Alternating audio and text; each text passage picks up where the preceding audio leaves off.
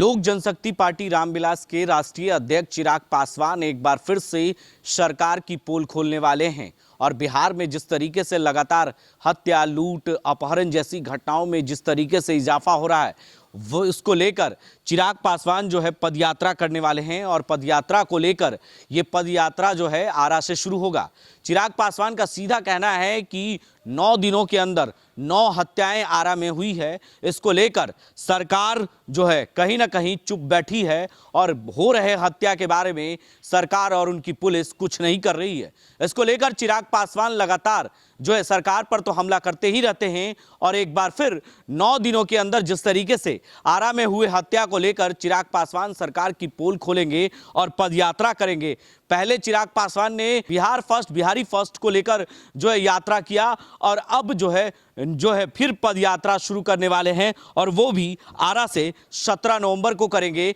और दिन के 12 बजे से इसकी शुरुआत होगी। चिराग पासवान ने इसकी जानकारी पत्रकारों को दी है और सीधे तौर पर चिराग पासवान कई मुद्दों को लेकर सरकार को जिस तरीके से आए दिन घेरते रहते हैं और नीतीश कुमार कहीं ना कहीं चिराग पासवान को टारगेट करते रहते हैं, तो उसको लेकर चिराग पासवान कहीं ना कहीं सरकार को जरूर जवाब देते हैं। ऐसे में फिर 9 दिनों के अंदर 9 हत्याएं होना एक बड़ा सवाल है। सुशासन बाबू की सरकार में कहीं ना कहीं एक बार फिर से जंगल राज जैसी स्थिति बिहार में उत्पन्न हो गई है। ये चिराग पासवान जो है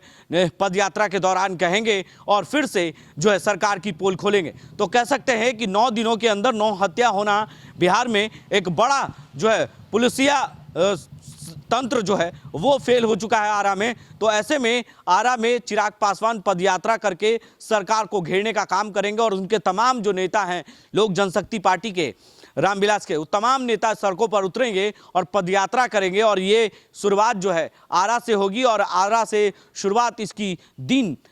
12 बजे होगी और 17 नवंबर से इसकी शुरुआत चलेगी और कह सकते हैं कि लगातार पदयात्रा चिराग पासवान करने वाले हैं। तो ऐसे में आपको बता दें कि चिराग पासवान कहीं ना कहीं एक बार फिर से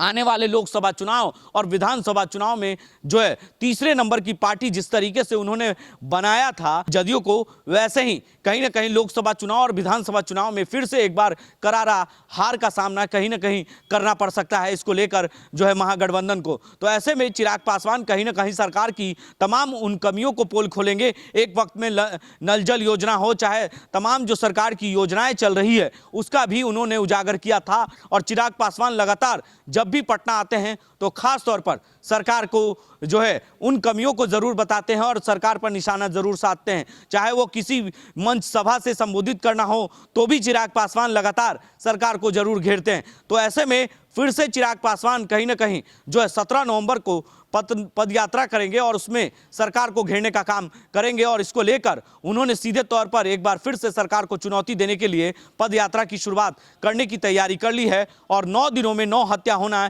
एक बार फिर से सुशासन बाबू की सरकार में और महागठबंधन की सरकार में कहीं ना कहीं उन्होंने जंगल राज को बता दिया है एक बार फिर से। ऐसे ही तमाम खबरों के लिए आप बने रहें देश न्यूज़ के साथ और देखते रहें देश न्यूज़।